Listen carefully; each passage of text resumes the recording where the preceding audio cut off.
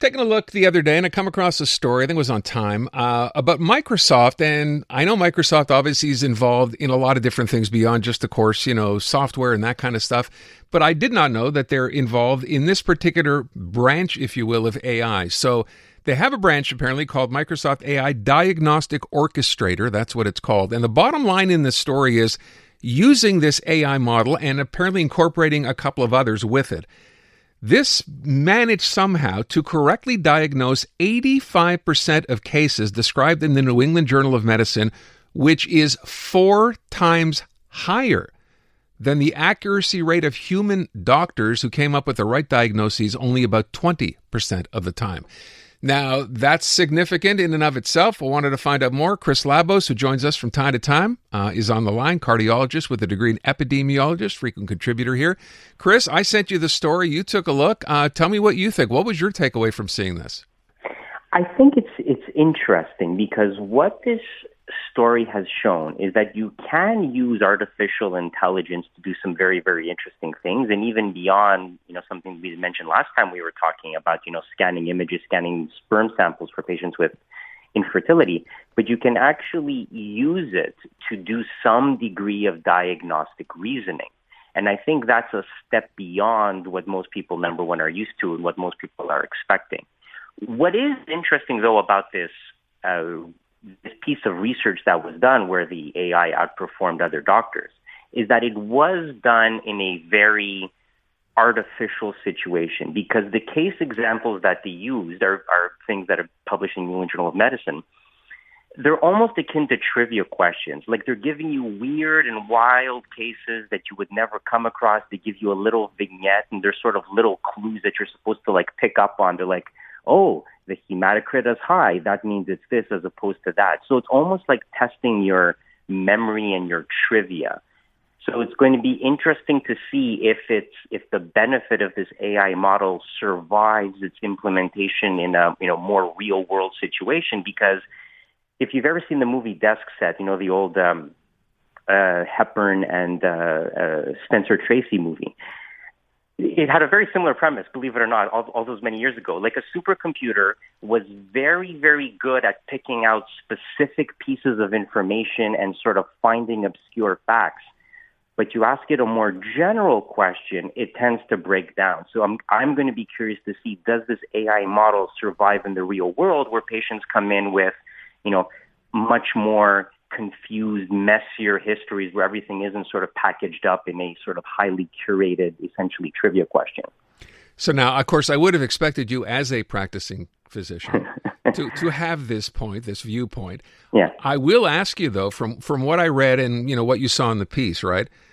This is not one AI model. So for people who know ChatGPT, for example, right, they combined like 4 or 5 of them from what I see: Claude, DeepSeek, Gemini, Grok, etc., which typically, of course, is not what you do. I mean, that in and of itself would take time. But the part that stood out to me as well, even though, and you're right, it's not necessarily a real world sort of test, if you will, but in doing this, the thing that stood out, and it's pointed out in the article, is they managed to get this done, these AI models, at a 20% difference, lower cost on average than would have been in the system itself, even if it had been diagnosed, i.e. medical tests, that kind of a thing. That's significant, is it not?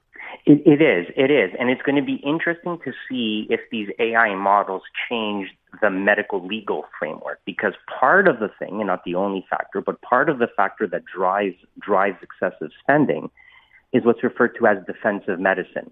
So, somebody bonks their head, they have no high-risk features, you're pretty sure they don't have a bleed in their brain, but what do? You order a scan of their head anyways because you want to be complete. So a lot of what's done in medicine, I shouldn't say a lot, but a fair amount of what's done in medicine is not done because somebody really thinks the test is abnormal, but because you're playing it safe. You want to make sure, you want to exclude things. And the AI is going to be like, oh no, because of these 3 points, the diagnosis is most likely to be this, order this one test and get the answer. And that will save money. Except that human physicians, because they don't want to get sued, because that's part of the hospital culture, you will order a bunch of stuff simultaneously to be complete and thorough. So it's going to be interesting to see, does the presence of these AI models, does it give people the cover to not order what are frankly unnecessary tests? And will that lead to cost savings? I think that's an avenue that's going to be very, very interesting in this implementation. Worth pointing out, too, and I hadn't thought of this, but, it points out that like even a decade ago when we were first starting to talk about AI and algorithms, what AI was doing in medicine was what they described as binary, right? Like you could show it, an MRI, for example, and it would spot a tumor perhaps someone the human eye might have missed. That in and of itself was a big leap forward. This seems to me to be a quantum leap forward. Yeah, and exactly. And I mean, there was a lot of resistance when these, initial mathematical algorithms came out, where you plug in all the patient's data and you get a score at the end. Are they high risk? Are they low risk? And there was a lot of resistance initially. But as these things got implemented, they became complementary to the practice of medicine, where you're seeing the patient, you plug in all the data, and it gives you an objective measure of who's high risk, who's low risk, who needs treatment, who can be sent home. And so I think the AI is basically going to do, well, it might end up doing something very, very similar, where the patient comes in, you feed it all this information, it tells you what it's thinking, and then you look at the plan, and then you make a conscious decision going forward. Do you deviate from it? Do you add to it? Do you supplement it? Do you use that as your starting point and see how things go? And so that's what a lot of these AI models and computers in general do. They sort of supplement, they facilitate, they complement what's going on, and they make things a little bit easier once you learn how to use them properly. Okay, so let me ask one other part of this, which I found interesting as well. The thing that they refer to, of course, is confirmation bias, which what an AI model, of course, would not have, but which someone, a regular doctor might have. How significant is that? Well, I think that's a big deal, right? Because let's say early in your career, you were burned because you missed something. Well, you're going to make sure you never miss that thing again. And so now you have a bias. And I always make sure, let's say somebody came in, you thought they had a heart attack, but what they actually had was aortic dissection with the aorta rips, which is what killed John Ritter, for people who like a little bit of trivia there. If you miss a case like that early on in your career, you will make it a point to never miss that case ever again. So that sort of thing does happen. And I think that's just to get back to the original point, that's what the AI model is going to do. It's going to give you some degree of cover, because now it's no longer gestalt. It's no longer your feeling. It's no longer I feel this, I think this. Now you're going to have an objective piece of paper or computer screen that says, by the book, this is what you should do.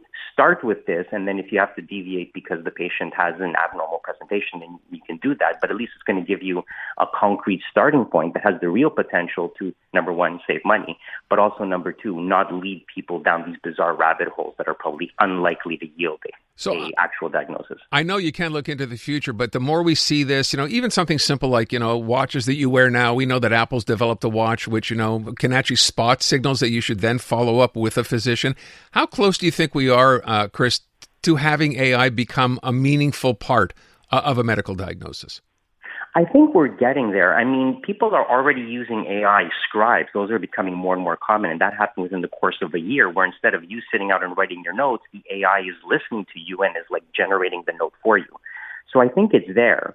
I don't think it's going to be a standalone program. I think it's just going to get incorporated into the computer networks that already exist, the software packages that are already used. So I think it's there, and I think it's going to be incremental. I think it's going to happen so slowly that people won't even notice it, because most people, especially if you're dictating notes or dictating emails on your phone, I mean, that's essentially using an AI dictation software. Right. How did that happen? It just sort of crept up on us, and we use it, and we're like, oh, yeah, I guess that was sort of obvious. In retrospect, this is going to seem very, very benign. It's just we're sitting here in the present looking to the future, and we think it's going to be life-changing. And it will be, but it's probably going to be a slowly evolutionary change rather than a major revolution. It is exciting, though, to think about, isn't it? I mean, even not just for the lay person, but even in the field as a doctor, just to think this kind of stuff is actually going on. It's happening. Yeah, and I think it's going to be really cool, especially for if you are computer savvy, if you like innovation, because there's a lot of gadgets that didn't exist. You can have a portable ultrasound that you plug into your cell phone and scan people's chests, and they're not that expensive. I mean, they're not cheap. They're not selling them at the dollar store. But stuff that was unthinkable. I mean, this is stuff that you used to see on Star Trek. We basically have tricorders in our pockets now. Not quite, but close. And this is stuff that has happened recently. So if we're able to sort of embrace this technology and use it, I think it's going to be very exciting how much easier it makes the day-to-day practice of medicine, because it just facilitates stuff that used to take a very, very long time when you had to do it in a very tedious way. Yeah, it is pretty crazy in the best possible way. Chris, thank you so much. Appreciate it. My pleasure.